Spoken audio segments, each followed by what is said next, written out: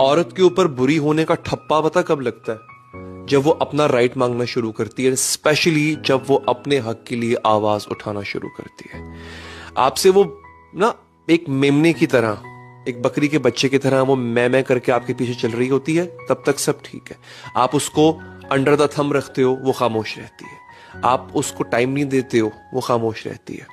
आप यहां तक के सबके सामने उसकी इंसल्ट कर रहे होते हो। I have seen such couples जहां पे हस्बैंड पूरे खानदान के सामने इंसल्ट करता है, वो सर झुका के चली जाती है। वो ठीक है, बहुत अच्छी बहू है, बहुत अच्छी बीवी है, और क्राइटेरिया क्या रख लिया आपने?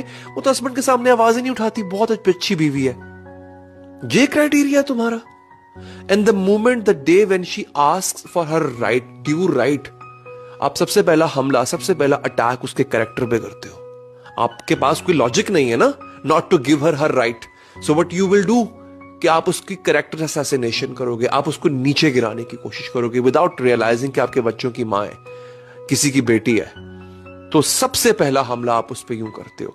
आपको पता है कि आज जो वर्जन उसका अब क्रिएट हो चुका हुआ है, जहां पे वो अपना राइट मांग रही है, जहां पे वो चाह रही है कि उसका खर्चा उठाओ, दो उसको पैसे घर चलाने के लिए, अगर वो हाउस वाइफ है तो, जहां वो आपसे आपका टाइम मांग रही है, जहां वो आपसे आपकी लॉयल्टी मांग रही है, कह रही है बस कर दो यार इधर उधर मुंह मारना, प्लीज मेरे बन के रहो।